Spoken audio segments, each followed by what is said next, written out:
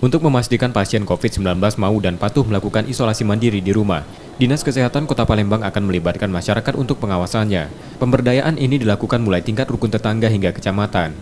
Masyarakat secara mandiri turut mengawasi jika ada tetangga atau keluarga yang berdekatan sedang melakukan isolasi mandiri. Pengawasan itu mulai dari ketersediaan makanan yang akan dipasok di kelurahan dan memastikan pasien tidak keluar rumah selama 10 hari. Bantuan masyarakat ini sebagai dukungan pada tenaga kesehatan di puskesmas yang jumlahnya terbatas setiap kecamatannya. Saat ini Dinkes Palembang masih mengikuti aturan pusat terkait pemberlakuan isolasi mandiri pasien COVID-19 dengan gejala ringan karena keterbatasan ruang isolasi di rumah sakit yang huniannya sudah mencapai 60% lebih.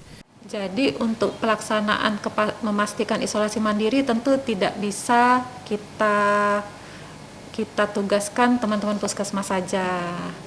Kita perlu pemberdayaan pada masyarakat, terutama RT, pihak-pihak kelurahan, ataupun juga tim gugus tugas yang ada di kecamatan. Itu yang kita berdayakan untuk memastikan memang orang yang diisolasi ini melakukan isolasi. Dengan peta risiko penyebaran virus corona di Palembang yang fluktuatif, Dinkes Palembang menghimbau masyarakat mengubah perilaku dan kebiasaan dengan menerapkan 3M. Reski Oktora, Muklas Diferensial, Kompas TV, Palembang.